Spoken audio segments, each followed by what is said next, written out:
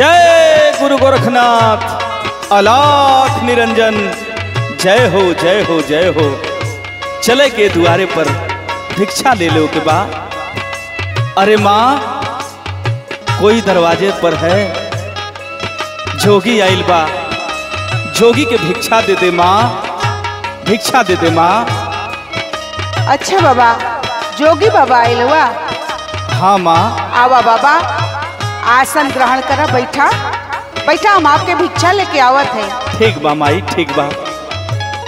बड़ा सुंदर दरवाजा बा, यहाँ का लोग भी बड़ा सुंदर बाड़े।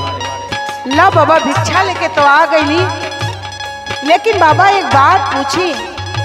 पूछा माई। आपके देख के तो लगत है कि आप कोनो बढ़िया घरे का लड़का हवा, लेकिन आप जोगी काहे हो गईला बाबा? तनी सा दो चार लाइन हमके बतौता, काहे जोगी हो गईला बाबा? अरे नहीं माई, हम अपने जीवन के बारे में न बता पाई माई। काहे बाबा, काहे न बतईबा? ना माई, जोगी कुल बात नहीं के बतावत। हमरा के भिक्षा दे दा और भी दुआरे जाए के बा माई। बाबा आपका आवाज कुछ जानल पहचानल लगत हो, बड़ा नजदीक से आपके आवाज के हम महसूस करत है बाबा। एगो बात पूछी बाबा, बुरा ना न मनबा? नहीं माई, पूछो।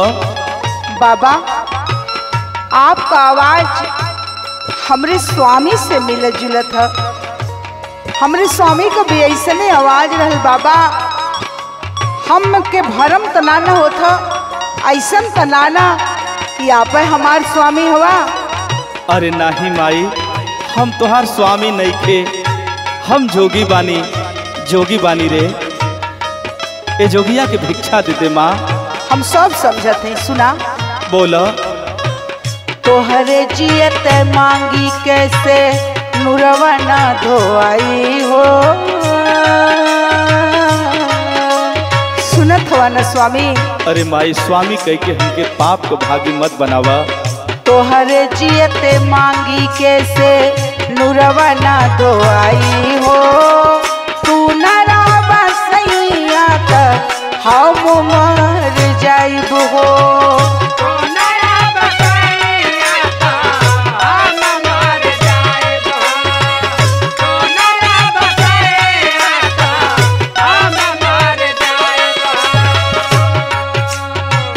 अरे माई, अरे जोगिया के ऐसन लांछना मत लगा। माई माई कह के हमके पाप का भागीदारी बनावत हुआ न स्वामी। हम तोहार स्वामी ना, हम तो जोगी बानी माई। ए दुनिया में चेहरा लेखा चेहरा मिलेला, आवाज लेखा आवाज होला। हम जोगी बानी। सुन, ऐसे बोली माई जनी काढ़ा करे जाहो। ऐसे बोली माई जनी काढ़ा करे जाहो। देख के गुदरिया आज हमरा के भेजा हो। ऐसे मत कह स्वामी। आपन अचरा दे दा माई, हमार जोग पूरा हो जाई।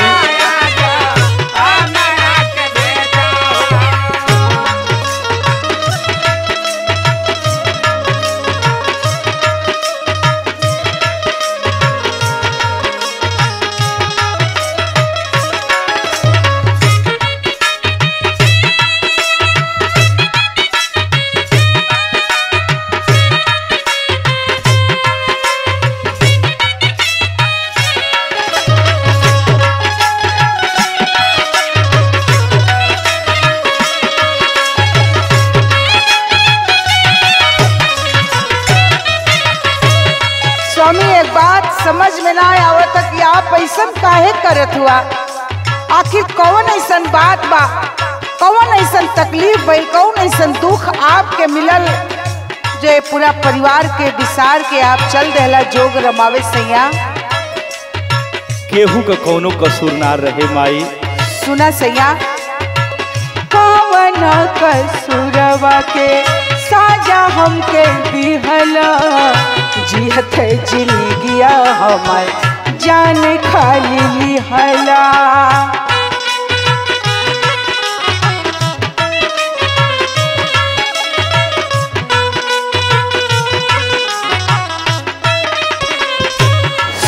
जाला स्वामी। बोला माई। ऐसा कौन गलती हमन से भइल जेकर सजा इतना बड़ा हमन के देला स्वामी? अरे माई हमरा के स्वामी मत बोल रे। मत माई कहा स्वामी, मत माई कहा। कौन कसूरवा के सजा हमके दिहला, जियत जिंदगिया हमर जान खाली लिहला। ई हमार सांस चलत जरूर है स्वामी, लेकिन घुट घुट के जियत है स्वामी। आपके बिना ये जिंदगी एकदम पहाड़ हो गई है स्वामी। स्वामी है जो उतार दही स्वामी। ना माई, सब मालिक पूरा करी है। सुना स्वामी। बोला। दिलवा के दर्द अपन,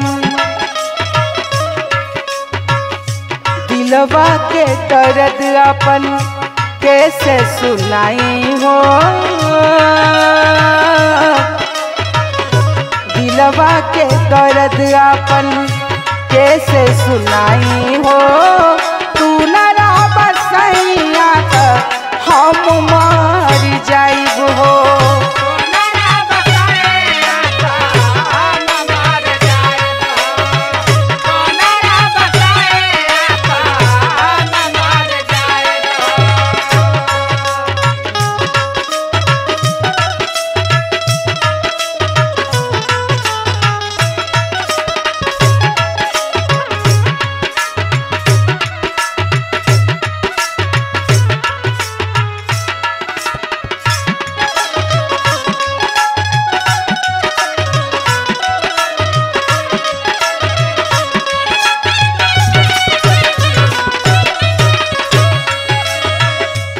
कष्ट दिले हवा स्वामी? ऐसा कौन भूल भइल जैसे आप इतना नाराज भइला कि जोग रमा लेला? हमरे कर्म में जोग रहल, हम अपने आप के न रुक पौली माई। सुना। कितना समझाई तोहके दोस्त ना तोहार बा, किस्मत में जो लिखल माई हो हमार बा।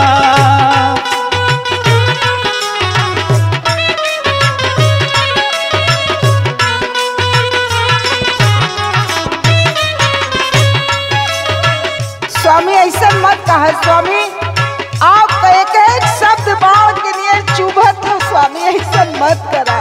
नहीं माई, अब ये माया के नगरी के हम छोड़ देले बानी रे। ये माया के नगरी में हम न आ पाई माई। ना स्वामी ऐसा मत कहा स्वामी। सुना। बोला स्वामी। कितना समझाई तोहके तो सुना तोहार बा, किस्मत में जो लिखल माई हो हमार बा। ए मोह माया के तेजा माई, हमरा के भिक्षा दे दा माई। सुना। विवेक पार मोदक माई आबो से तेजा हो। हमसे ना हुई स्वामी। सुना माई।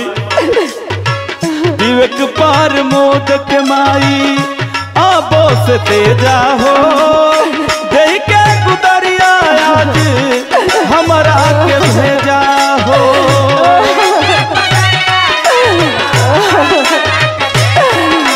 दे माई गुदरी दे दा। हमसे ना होई स्वामी। ई माया के नगरिया कठोर बा माई हमरा बदे। मान जा स्वामी।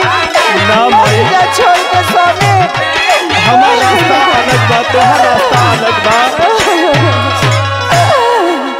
मान जा स्वामी, मान जा। मत जा मन के छोड़ के स्वामी। ना भाई ना, हम ना रुक पाई बे माया के नगरी में, हमरा के भिक्षा दे दा।